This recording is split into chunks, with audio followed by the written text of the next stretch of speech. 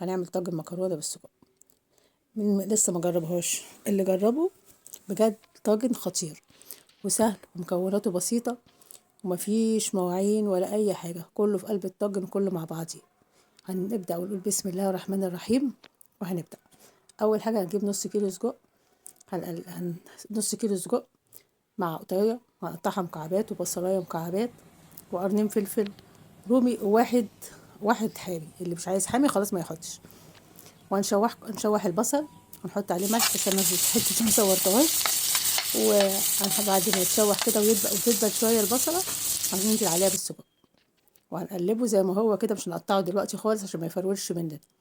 ونقلبه. بعد ما هنقلب هنحط القوطه وهنديها برضو تقليبه، والفلفل وهنديه تقليبه، وهنحط عليه ملح وفلفل وكمون وهنقلبهم مع بعضيهم. وبعد نغطيهم شويه، نغطيهم كلهم مع بعضيهم عشان كل الخضار يدبل معاكي شويه.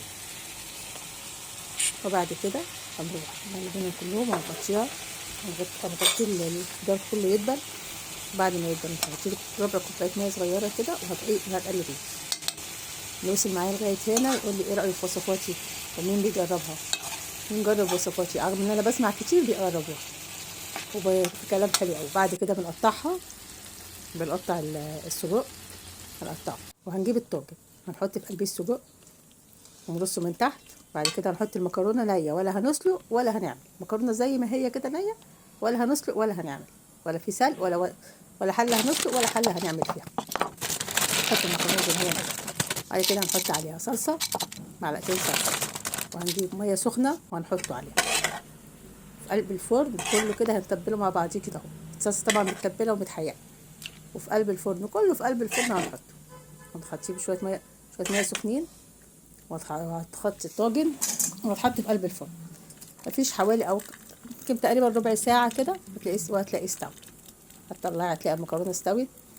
بألف هنا وشفا. اللي وصل معايا لغايه هنا يقول لي ايه رايه في وصفاتي، اكتبوا لي في التعليقات وصفاتي بتعجبكم ولا لا. انا وصفاتي بسيطه وعلى قد الايد.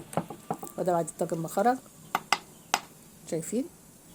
ايه رايكم بقى؟ مفاجاه اهو، احلى طاجن سجق، ولا تقول من بره ولا حاجه، كل حاجه في البيت عملناها.